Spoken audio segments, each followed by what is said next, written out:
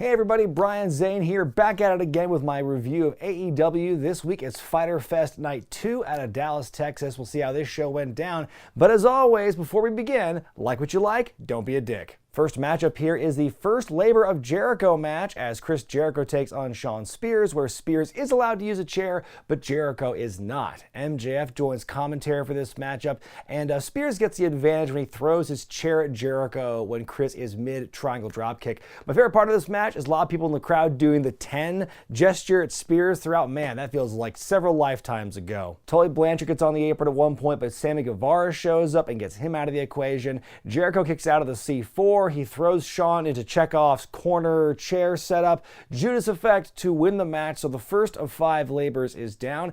MJF on the mic afterward announcing already Jericho's opponent for next week in a no DQ match. It's Nick fucking Gage, MDK all day, the god of this shit, and so on from GCW. What a shocking moment this was. Gage shows up there and he presents himself to Jericho. The look on Jericho's face is priceless. So a big shocker to start the show off after that match. You get this big surprise here to close out the first segment. I think it was very effective. Of all the names you could have, or I could have expected to show up in AEW, Gage was near the bottom of my list. I never really expected him to show up, but he did, and the crowd knew who he was, and so I'm very excited about that. And then later in the show, we actually get an update from Jericho where he announces that for his no DQ match, he'll be tapping into the well, the dark, twisted, demented version of Jericho, the Painmaker, as seen in New Japan with his eyeliner and everything in the hat.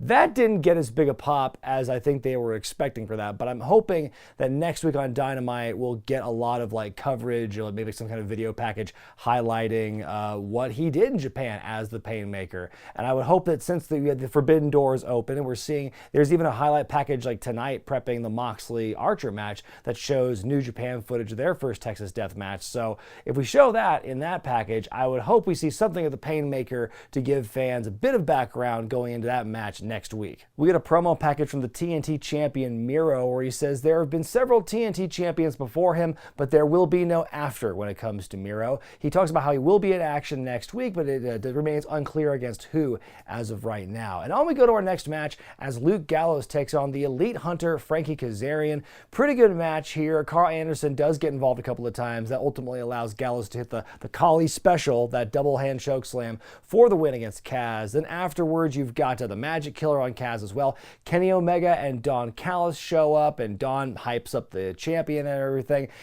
Kenny talking like a proper anime villain, more so than he usually does. He opens up like, "Welcome to my humble abode," said the spider to the fly, and he gets very dramatic and verbose talking about Kaz. And before they can do more damage to him, though, hey man, Paige shows up. He hands Callis his beer, starts fighting, just 1-on-3, starts fighting Omega and the Good Brothers. Then the rest of the Dark Order show up to even the odds. The champion and Callis flee as Paige and the Dark Order stand tall. We know there's going to be a 10-man elimination match next week with the Elite and the Dark Order and Paige, and that's going to be a wild match. But pretty good segment here, just showing that Paige is looking strong, looking confident, and looking very heroic, willing to go against Omega when the odds are clearly against him here. The way they're building this right now with Paige and Omega, I think, is being very well done. We see a video from Team Taz where they announce they're going to be celebrating Ricky Stark's FTW title win from last week, next week in Charlotte, North Carolina, and Brian Cage is being interviewed to look at that video after what happened last week where he was betrayed, and he basically says, "I like celebrations," so interruption alert incoming in whatever celebration Team Taz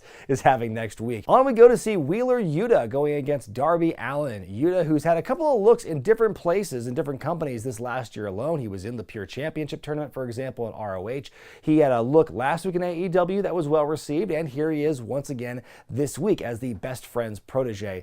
During this match, we see Hikuleo, who is the son of Haku/Meng, and we find out later on the show he's got the first shot against the winner of the Archer Moxley match next week at Fight for the Fallen. It's a pretty good match here. A few minutes in, though, my favorite part is we see this face-off between Sting and Orange Cassidy, who are in the corners of their respective guys. They trade the kicks, they do the side kick each, and then Sting, with the cherry on top, just does the lazy beating the chest thing. Like a la Orange Cassidy. Brilliant stuff here. But back to the match itself, Darby kicks out of a lot of big moves by Yuta, hits the coffin drop to win, so big valiant performance here. 2 weeks in a row from Darby. First that coffin match with Ethan Page last week, and then this week here, selling the injuries against Yuta. So yeah, Yuta looking good again in this matchup, and the Orange staying confrontation popped me in a big way. Then after the match, the Blade jumps Orange from behind, hits him with the brass knuckles, so building more toward their match later in the night. We get the aforementioned promo package from Moxley and Archer later tonight, where Archer says he's been waiting a year and a half to get his title back from John. On we go to the Women's Championship match as Dr. Britt Baker defends against Nyla Rose. Now, Britt is definitely the fan favorite in this one. She does get the cheers where Nyla gets the boos, but Britt is not full babyface here. She still does a couple of heel moves throughout this thing. These two beat the heck out of each other in this matchup. There's a moment where it looks like there's this kind of botched 3 count where there's like a backslide. I think the referee gets down, puts the hand down, or makes his way down there, but he pulls it. People thought that was the 1 count. So he actually does a 2 count. People boo it, but I checked. It was a proper 2 count. I thought Nyla's choke slam to a seemingly dead weight Britt looked pretty good.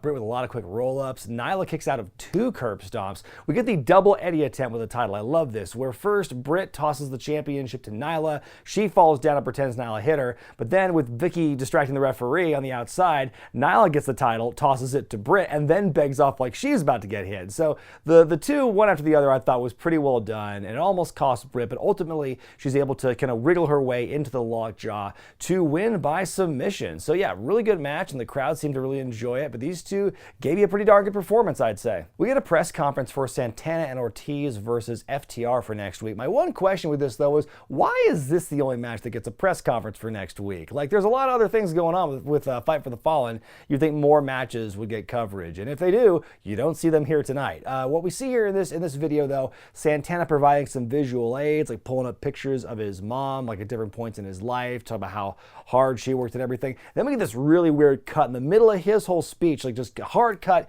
to Dax talking about something. I love God, family, and professional wrestling, and we're gonna beat their ass. And we get this referee pull apart. Like, that was probably the weakest part to me. Like, I think the emotion was there. I liked the characterization we saw on hand from both teams and everything. I thought that was well done. It's just like the weird setting of it. Again, why are they the only match for Fight for the Fallen that's got a press conference?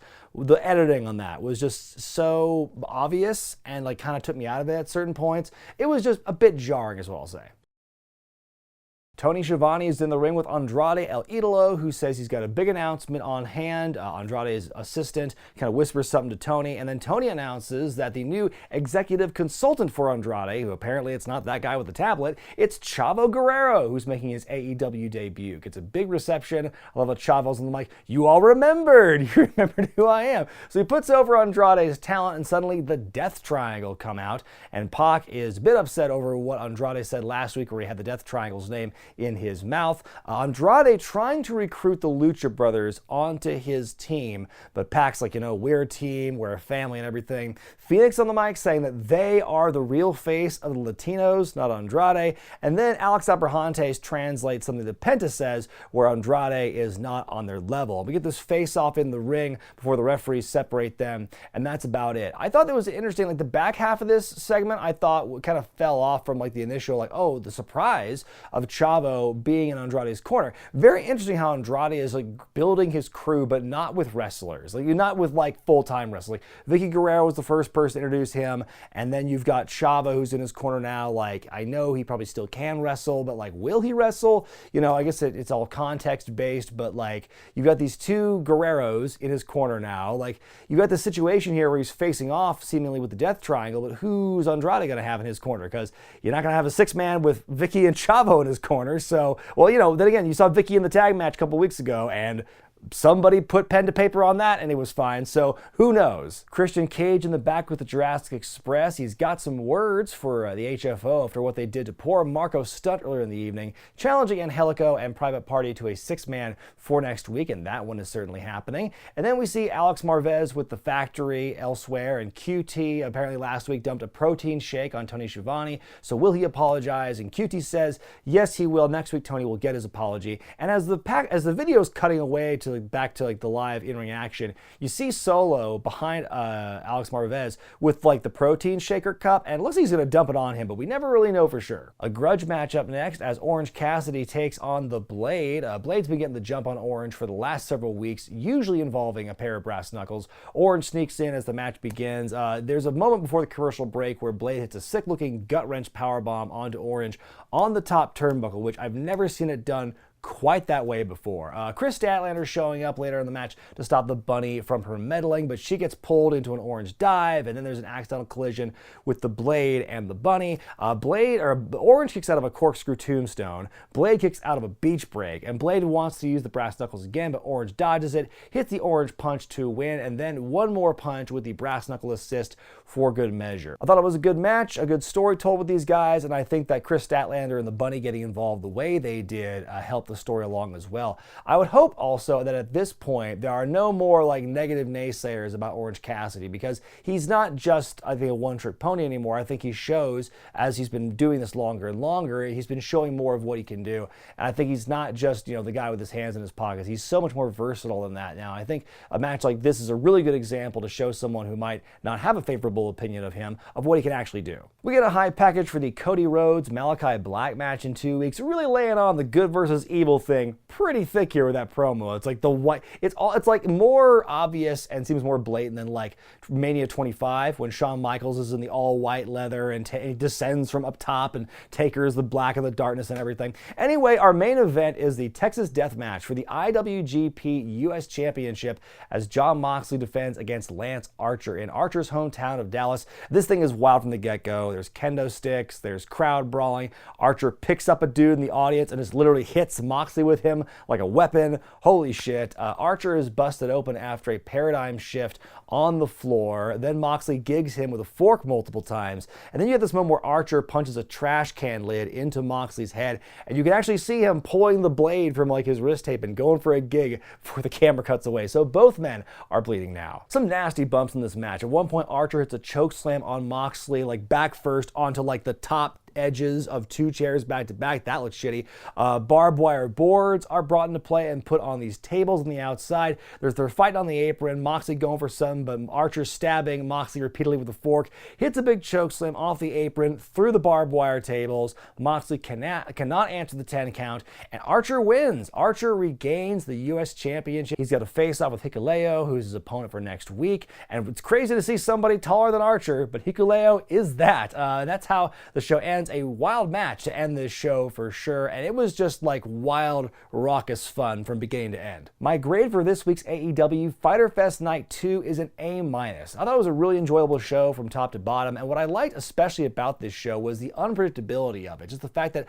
I harp on this a lot, the fact that unpredictability is so important to making a wrestling show really interesting. Not necessarily swerves for the sake of swerves or anything like that, but just really fun surprises. Like Nick Gage showing up was a huge surprise, as was Chavo Guerrero, and I think that the interaction with Orange Cassidy and Sting is one of those like once in a great while kind of moments you wouldn't expect. And the main event was sick. I thought the women's championship match was really good as well. Just really good stuff. The only things I don't like not disliked about the show, but just things I would complain about are very nitpicky things, like the editing in the press conference or the back half of the segment where Chavo debuts and once Death Triangle gets involved. But besides that, I thought this was a great show. The crowd was really into it, and I think that every match just kind of like helped progress a story, and everything was really well done for the most part. But what did you think of the show this week, folks? Let me know in the comment section below. Stay tuned for Thursday night when Jay Biggs and I are back with the latest This Week in Regret podcast. We'll be talking about some of the things we saw on tonight's Dynamite, as well as the rumors of CM Punk